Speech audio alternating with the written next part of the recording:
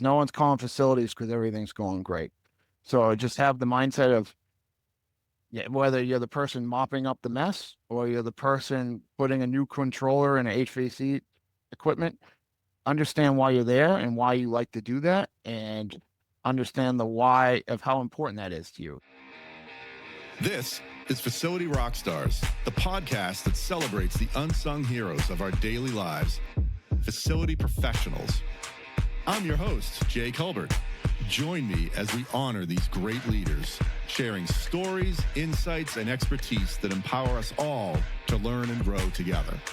Facility Rockstars is sponsored by Coludus, operating the way you operate in order to make your life easier. Welcome back to Facility Rockstars. I'm your host, Jay Culbert. Today's guest is a dedicated facilities management professional whose career is a true testament to hard work, growth, and leadership. With more than 13 years of hands-on experience, he's built his career from the ground up. He currently oversees daily maintenance operations across 32 academic buildings and more than 90 faculty residences, covering over 800,000 square feet, while also managing small to mid-sized construction and renovation projects. His commitment to professional development is equally impressive, having recently earned his Certified Facilities Manager, CFM, credential through Boston University, and now pursuing his Professional Project Manager, or PPM, certification through Cornell. He is the Building Maintenance Manager, Facilities Services at Milton Academy. Kahn Chace, welcome to the show. Hi, Jay. Thanks for having me. Excited to talk some facilities and share some stories and a little bit of my path coming up. Absolutely, and I thank you for being here and having the interest in sharing with our community, man. Thank you very much. Oh, no problem. Pleasure. So, Kahn, with the history we just walked through briefly in the overview there in your intro, what's been your biggest lesson learned? I think it might be common to a lot of your guests, but communication. Communication from the top down, from the bottom up. If you're on top and you're not getting the correct communication from the people under you, you can't make the correct decisions.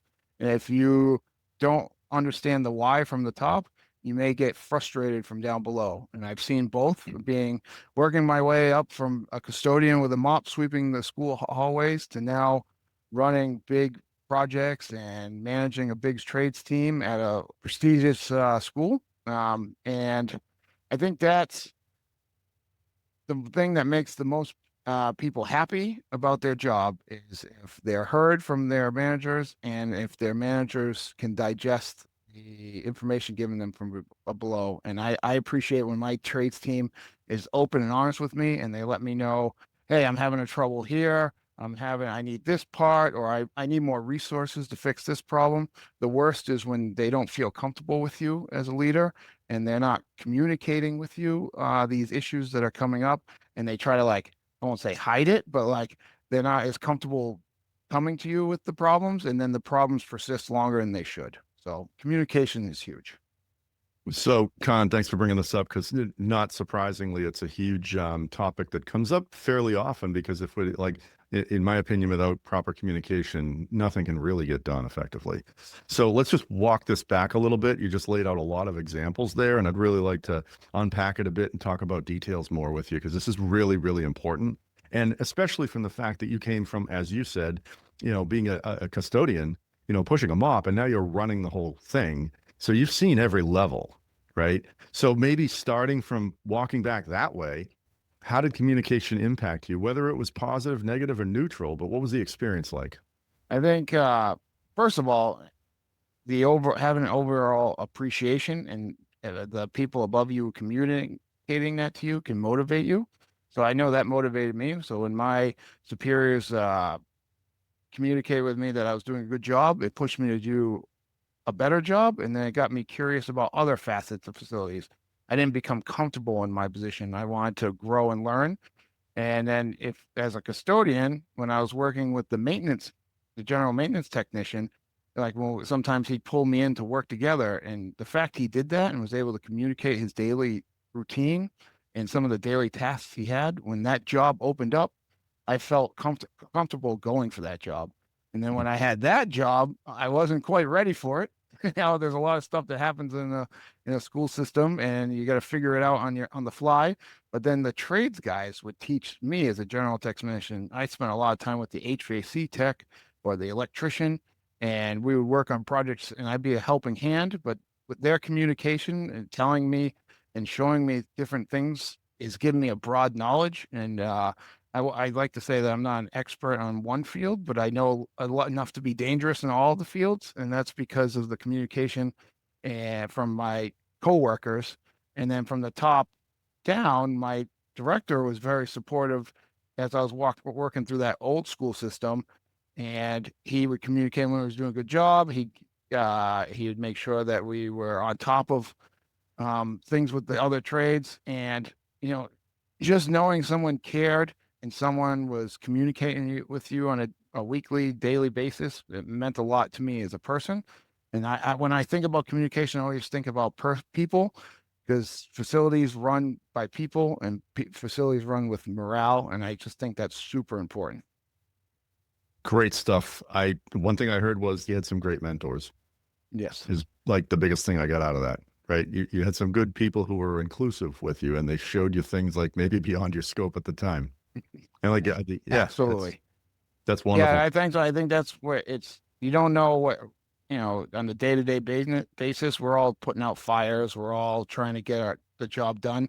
But if you have someone with you and you spend a little bit of time communicating with them, even if it's 5-10 minutes, that goes a long way, I think, for all levels. And I really think I said communication, but appreciation is probably a huge lesson learned too. Appreciating people's work. I know we all get paychecks, but people like to feel appreciated, and I think that motivates staff. Yeah, I think that's you mentioned that a couple of times now, the motivation that was realized because of the appreciation and communication you were receiving. Mm-hmm. Nice. Absolutely, Jay.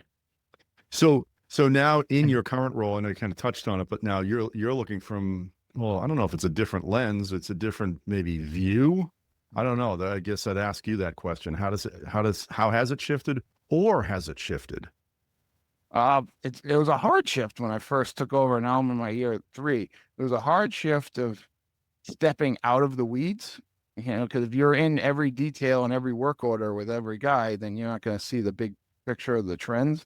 So when I saw we'd have a plumbing disaster, and I'd be with the plumber, and I'd feel the need to grab a mop, and they're like, "You're the manager. You're not grabbing mops." So that was a transition. But I think what really helped me is I understand each person's role and how they feel within that role and how they work together. So now in my position as a manager, I know when the plumber is dealing with a problem and it's near electrical equipment, we might need our electrician. Now we have to deal with cleanup, and just understanding how all those different aspects work together. I think that was the most helpful thing being in this role now. Fantastic. Very helpful. We've also briefly, you and I touched on training opportunities for your staff and, and everyone around you.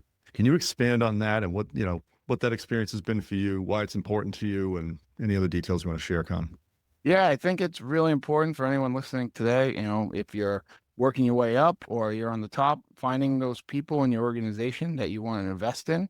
And that's my favorite part of working at Milton Academy is they invested in me. So they, like you said in the intro, you made me sound like a facility rock star. That's your job. That's But why you're here. I got to put that on a plaque. That was really good. here. But they made me feel that way, and they set us up with the program at Boston University to get my certified facility manager, and I learned more throughout that process. And it wasn't like, oh, you're good with that. Now they're continuing. Now I'm working on the more of the project side. So I've taken that same approach now with the guys I manage, and I sit down with them and we talk about different ways we can get them to improve. Do they want to take extra classes within their trade? Do they want to go down the manager lane? And we've had some guys take these opportunities. It's as simple as getting your OSHA 10. We got to make sure everyone's OSHA 10 certified. Do they have Mass DOT regulation training? And so on and so on. We like always looking for opportunities to improve, and that's my favorite part of our organization is that we do invest into our employees.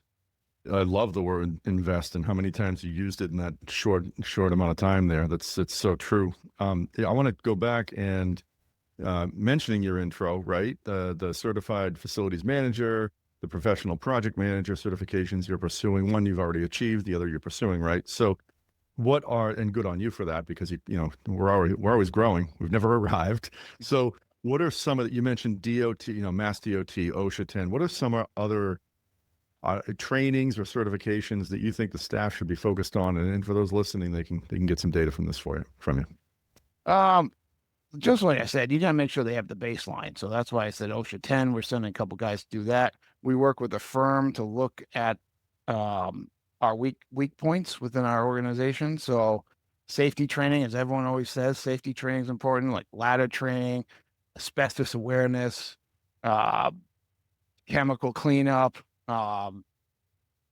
hazing, because we work with kids. So hazing, behavioral training, things, because we're an educational center. You have to have some different trainings that are involved, and that's not just from our facilities department. It's also our risk department that we have, and we kind of work together with that. Another big one I found is vehicle, like driving safety. Like we have a whole group of people driving vehicles on a campus with kids, so they need to have the correct driving safety courses and videos and trainings. So those are some of the little things that we did. And then if people are more on the management side, where a couple guys want to go down the lane I've done, so I know how to get them there. So now they're starting at Boston University, starting small with the building systems class, and then they work up to a financial class, and you work up the operations class, and just finding their path that way. There's endless training out there. I think it's tailored to the individual. So whatever their goals are, you have your baseline safety and compliance type training, and then you have to really focus on the individual and where they want to go. So there's endless training in all the different fields. You just have to find your path. That was a lot. That's great, and especially the emphasis on the driving, because the students, it's a safety thing. Since that was a lot, I have two follow-up questions for you. So what you said, you work with a firm. Is that who organizes or suggests or gets everything together for you? How does it all happen? Yeah, right now. Yeah, so right now we just switched firms, which has been a challenge. You talk about challenges. Whenever you lose a really good vendor for whatever reason, you got to start over with a new vendor. There's always growing pains. But we're creating a compliance calendar with them, and within the compliance calendar, we're going to have training opportunities for our staff. Some of the ones we just highlighted. So we're almost done with that, and we're going to. I know we might touch on this topic later, but we're going to take this compliance calendar that offers the employee training, and we're going to build that into our work order system in a calendar way. So it's digital, it's automated, and it pumps out reminders. So when we're chasing down hot water heaters, roofs leaking, that we don't forget to do the baseline and the most important things. And to your point, yeah, I do want to ask you about work orders, because we touched on that, and that's been a pretty predominant topic. It's important to everyone on the show here listening. But before we do, how do you track what trainings people or certifications people have achieved? It's very simply our HR. It's not very fancy at all. Our HR department gets whatever certification you receive or accomplish, and it goes into your HR personnel file. Perfect. So, and that's the easiest. Very simple. Nothing fancy in that. So with the work order systems, I know that you've been, should I say, revolutionized it a bit? Please expand. So work order systems, I feel like it's become my life, which in a good way, because Milton is my first charge as a manager here at Milton was to take a look at our current work order system and preventive maintenance system and improve it. So when I showed up, we had a okay digital program called School Dude.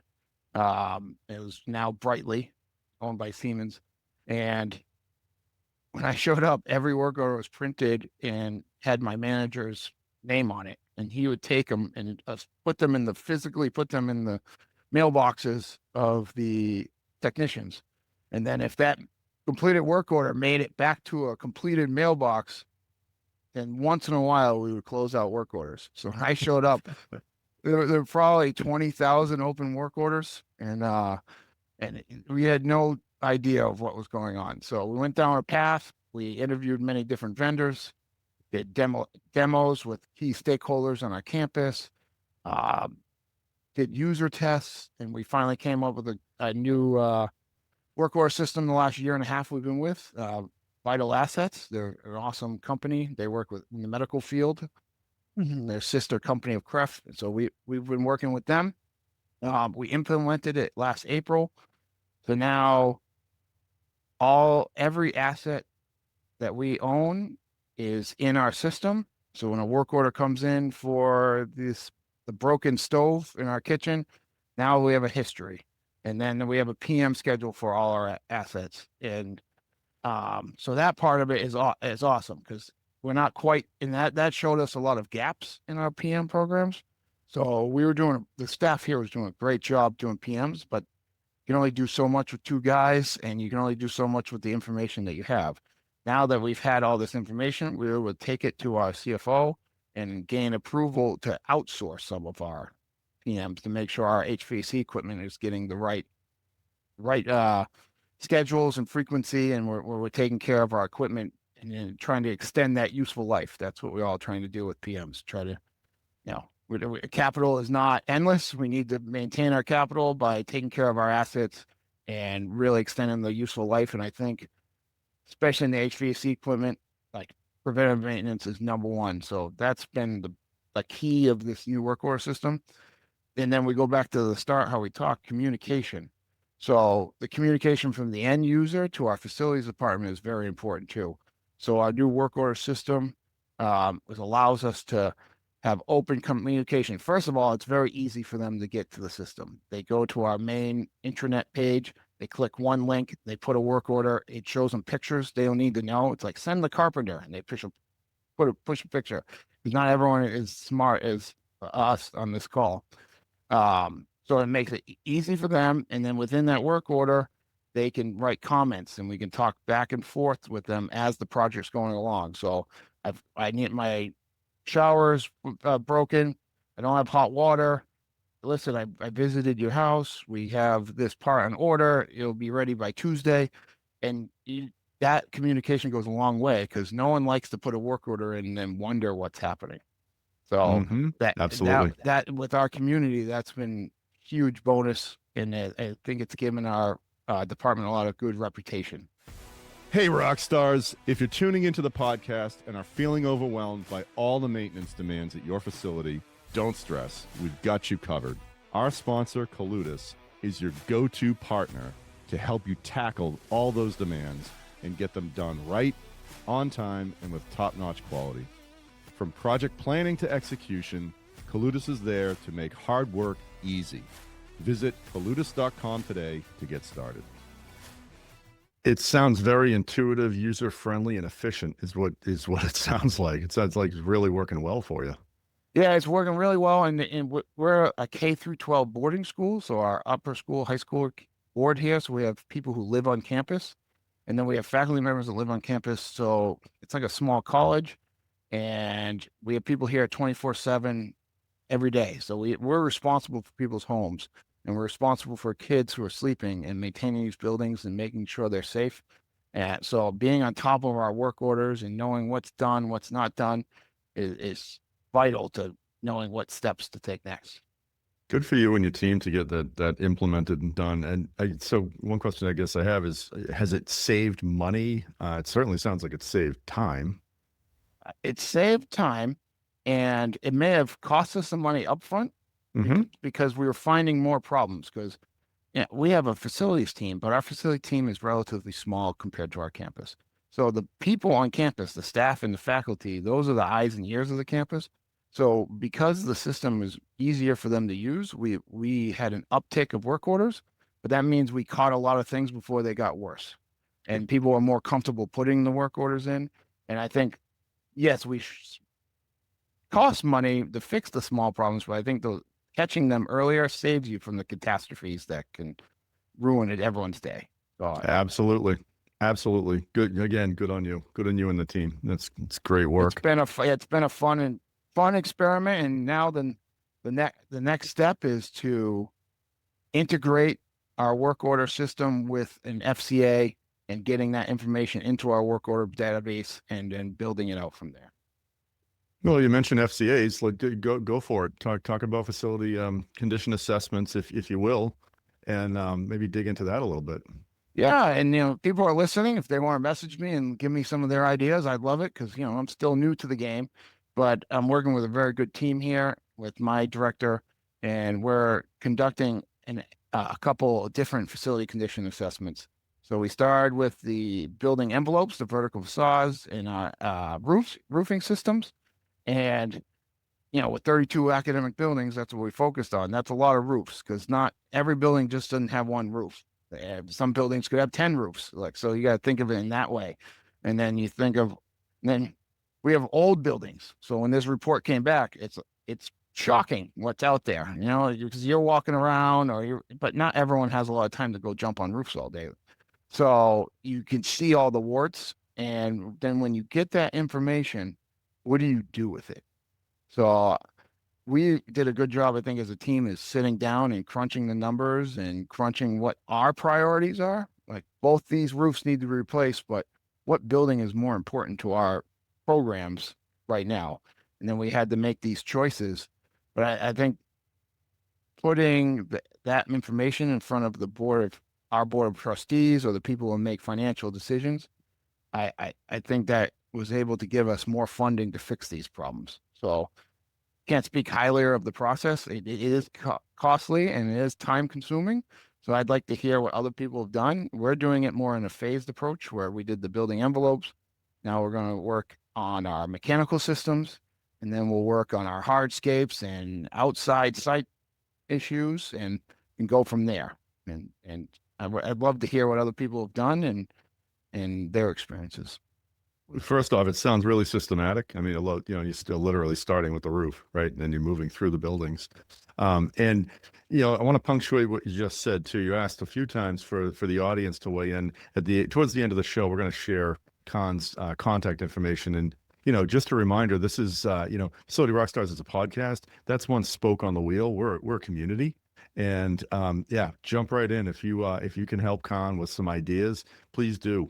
Send him a message, jump on LinkedIn, however you want, Kahn. We'll talk about that after.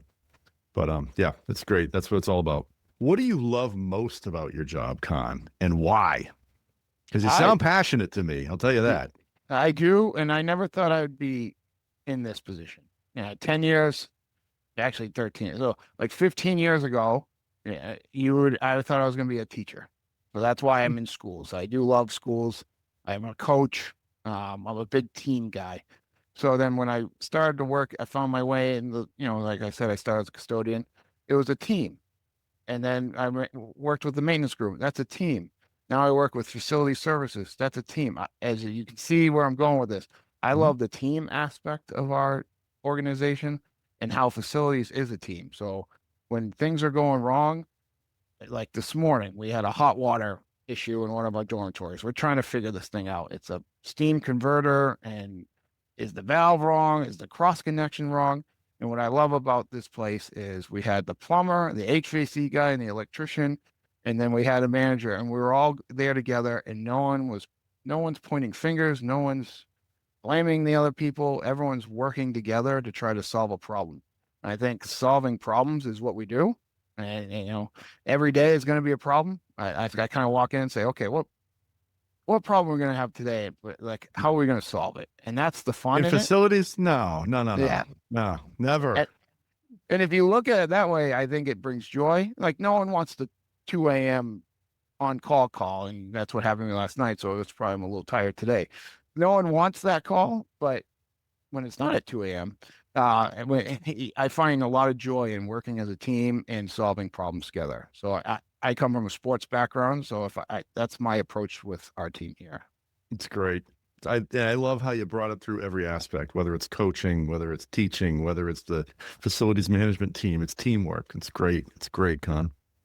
I want to jump back now to a word you mentioned. You mentioned the word catastrophe. Now, I don't know if it was a catastrophe, but here you go, right?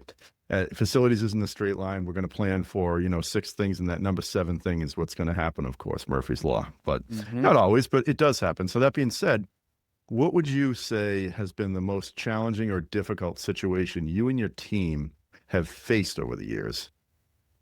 So I thought about this question a lot, and I thought of all the different facility issues we've had. Like, we have no hot water here. We have to do a remediation here, like this catastrophe here.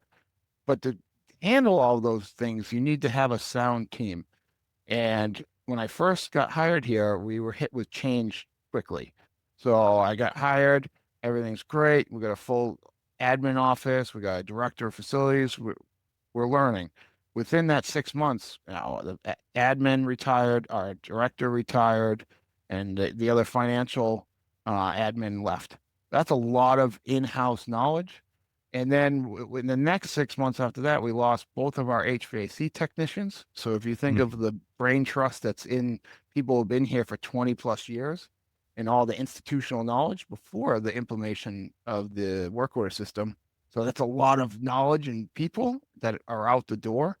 So working with the team members we had here with the associate directors and myself and our CFO, rebuilding our office and redefining some of the job descriptions and how to meld the different aspects in our department and finding the right people to fill those positions has been a challenge. Finding good people out in the open market right now is not always fun. There's a lot of competition or there's not a lot. And I think maybe people on this call understand this. There's facilities people are unique where some of them are hard to find.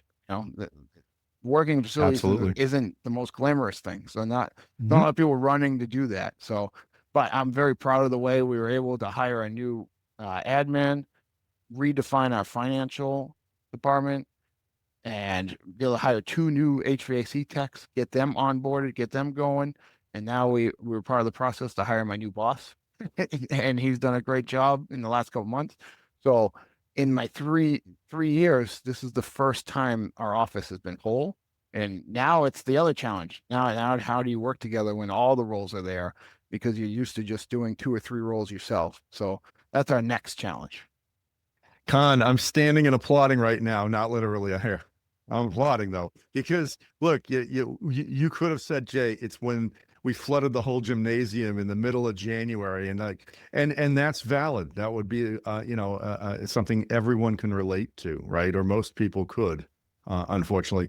But you brought it back and just right back to the team, like, because that's your big picture, right? If you're going to have the problems, have you got the team and the brain trust, I like that you said that, to tackle it, right? The experience. And no, it's not necessarily glamorous, but hey, that's why we're talking. Let's bring facilities to the forefront here because it's critical. And when everything's running well and everything's running right, you probably don't get too many phone calls or many accolades, do you? No, that doesn't happen very often, but you also, when it does happen, you feel a sense of boredom. I'm like, all right, like we're dive into the spreadsheets and do our planning and all that stuff. But sometimes there's you say, oh, what brings you joy? The joy is the challenge, and then the getting after it with the guys. Absolutely. So I know we touched on networking, and I know you find this to be a very important thing, as do I, to success and growth. And you mentioned a conference, and I'd like you to expand on that if you would be kind enough, Con. Yeah. So something our group does, so because we're kind of a unique organization that private independent schools have a association, APPO, we call it, Association of Physical Plant Operators. Fancy term for guys who work in facilities and manage that. And we get together biannually, and I can't tell you how invaluable that information is. So whether you are working in a medical field or educational field or operating a plant, any kind of facility that you manage, a residential, you can find time to get together with a peer group that understands certain challenges, it's invaluable. Like we had some round tables where we're talking, we're like, what do you do with this faculty housing? What do you do when like you said, what do you do when you renovate the house? How much do you guys spend on that? What's your process? And or how do you procure contractors. What are your strategies for that? And just understanding how do they work in a school environment, and just all those little things, and bringing you together and just having those conversations. One, you find out you'll have similar problems. And then two, some people come up with really creative ways to fix a problem you may have that you haven't thought about. And being in the same room with those people is very important. It's standing and applauding again. I mean, Yeah, seriously, it's have a like, couple. yeah, you've got, well, look, think about it. It's like exponential learning is what it is.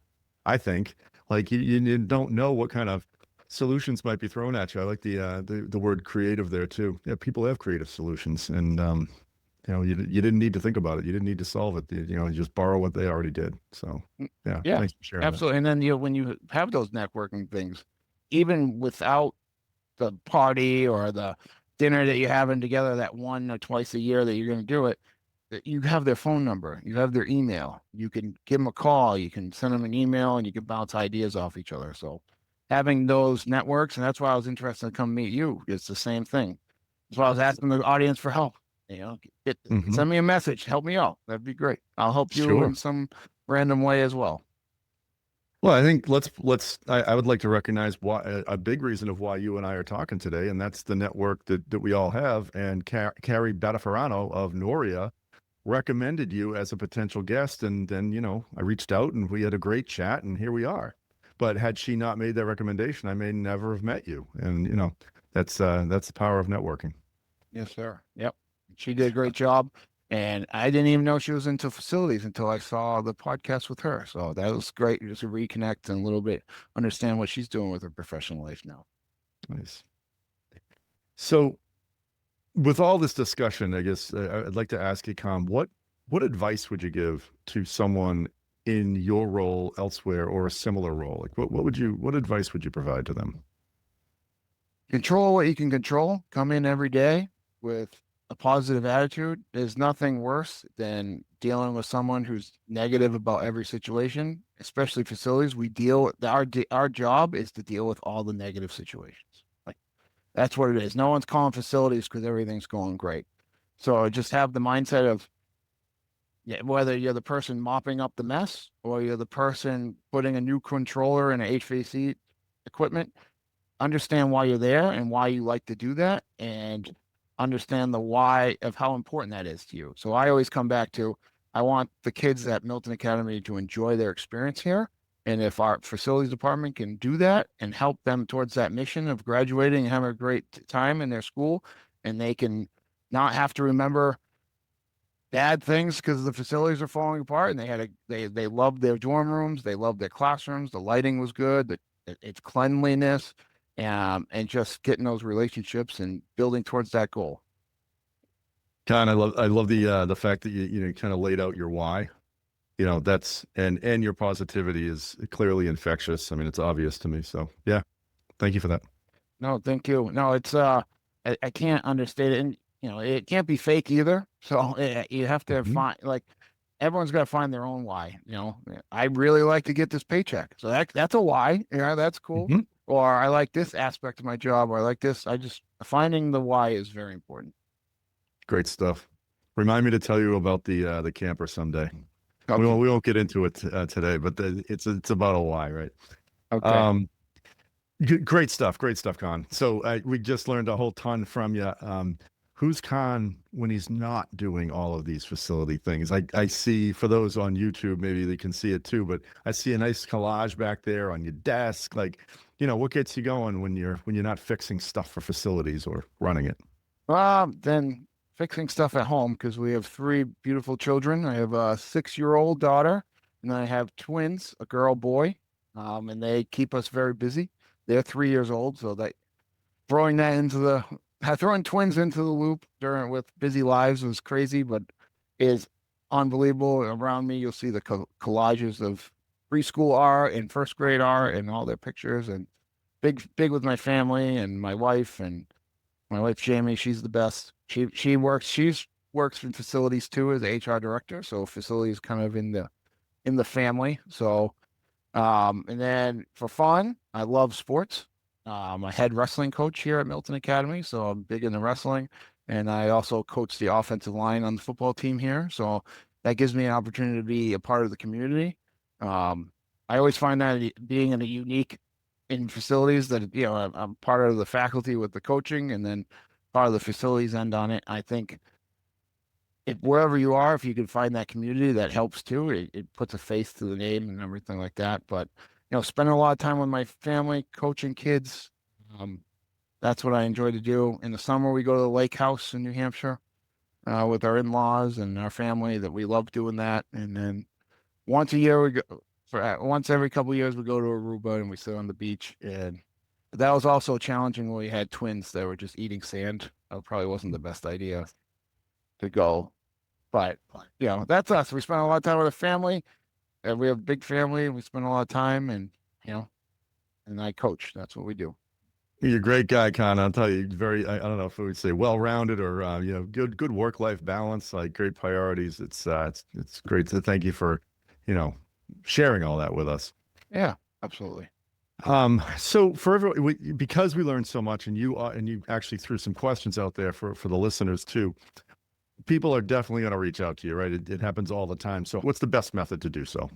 There's two. My wife, because she's an HR director, she helped me create my LinkedIn profile, and I knew I was going on here. So it's Kahn Chace, KAHN in the LinkedIn world, or you can just do my email, which is very easy. It's Kahn_Chace@milton.edu, and either one of those will work just fine. Fantastic. Kahn, thank you so much for investing your time with me on the show today. It's been truly a pleasure, both meeting and talking with you. I loved it. Thank you for the opportunity, and keep doing what you're doing. It's important. Thank you, Kahn. Thank you very much. And for everyone listening, thank you for investing your time and listening in. And I hope you learned something today. Maybe you laughed a little bit. Hey, tell someone else about the show. It's been another great episode of Facility Rockstars. It's a wrap. Another episode of Facility Rockstars is in the books. Facility Rockstars is sponsored by Coludus, operating the way you operate in order to make your life easier. Until next time, facilitate and rock on.